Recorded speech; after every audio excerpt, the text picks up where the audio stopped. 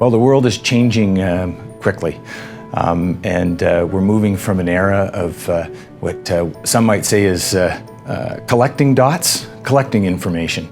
And we're moving into a time now where information is so readily available. We have to be much better at connecting that information and applying it and being creative with it. So really becoming curators of knowledge.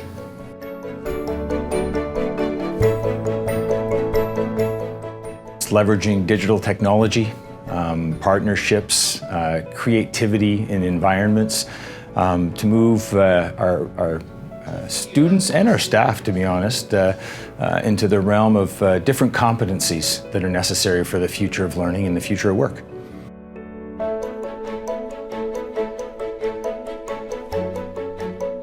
So, gentlemen, there's all the postings. Some guys have already posted their Spark video. I think that deep learning is this amazing model that has the boys at St. Mike's kind of the ability to move around. So my classroom setting, if you take a look at it, there's a lot of options for movement. So the deep learning movement allows for collaboration. We're getting better and better as more and more capabilities through technology or the classroom environments coming available to us. So sometimes as simple as, what used to be boards behind the class that were just poster boards or things we posted that frankly often the kids wouldn't even look at. Now we have whiteboards where the boys can do a lot of their brainstorming that way.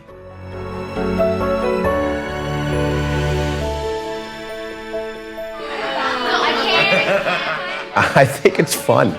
I think it's relevant. I think it's engaging.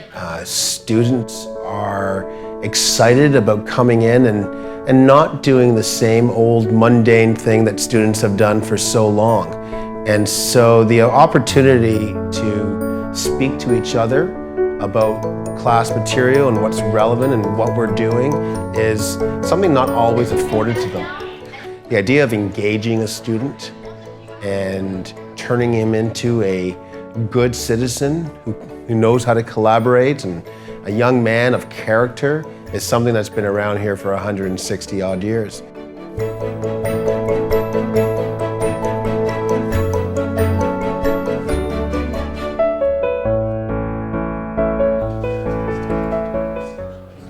When you are talking about any career that a student's interested in, it is really about how are they going to be continuous learners within that particular subject area.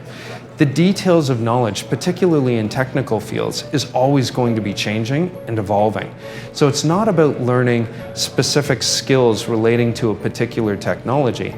It's learning about how to learn for your entire life and being able to apply that learning to whatever situation you're in. The way that we used to teach and putting as much knowledge into these students as possible and hoping that they can regurgitate it in June on an exam is just not working anymore. So what excites me the most is that when you're in an experiential learning situation, that the kids are fully engaged, that they're responsible for the design and they're responsible for their own learning. 3 hours. So Technological education as a whole has always been inquiry-based. Students are using the tenets of the design process and also the 6 C's to go ahead and to create, to collaborate, have critical thinking skills, and to, I guess, really recognize that failure is something that happens when you're working and fabricating with something. It's not always going to go right, but that iterative process of trying and trying and trying and to have that successful final product is very important. I hope that they walk into this room, that they're engaged and that they're positive, and that all of the different things that we're doing are speaking to them and the validity in their world, and that they're making that connection. And if they're doing that, it doesn't matter what I'm teaching. It doesn't matter if they know that they're learning aspects of math and calculus and physics and science, and we bring those literacy components because it is the immersed learner. And part of that is just the attitude that they have when they walk into the room.